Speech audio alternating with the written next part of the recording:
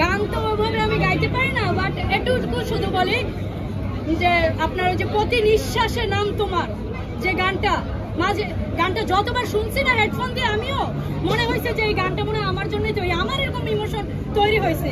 কারণ এই নামটা তো আমিও আজকে 16 বছর ধরে শাকিব খানের নাম, আমার কলিজার হিরোর নাম বুকে ধারণ করে আছি। এটা একদম বাস্তব সত্যি কথা। এখন এটা কে কি ভাবলো আমার কিছু দেখার বিষয় না, কারণ শাকিব খানকে এতটা ভালোবাসি, এতটা সম্মান করে, স্যালুট করে আমার কলিজার হিরো শাকিব খান, তুমি এরকম মুভি আরো উপহার দাও, আরো বরবাদ থেকে সামনে তাণ্ডব সবকিছু তছনছ করো, পুরো দুনিয়া তছনছ করো। যে 16 বছরের কি বলে 16 না, সরি 64 বছরের যে বৃদ্ধরা তারা পর্যন্ত এবার বরবাদ দেখতে আসতেছে, ঠিক আছে?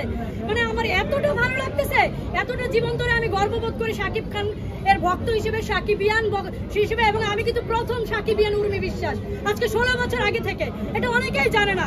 কারণ তখন শুনতাম অনেকে মান্নার ভক্ত, অনেকে রিয়াজের ভক্ত, শাকিবের ভক্ত ছিল, কিন্তু আমার মতো পাগলামি কোন মেয়ে এই পৃথিবীতে করেনি, এটা আমি গ্যারান্টি দিয়ে বলতে পারি।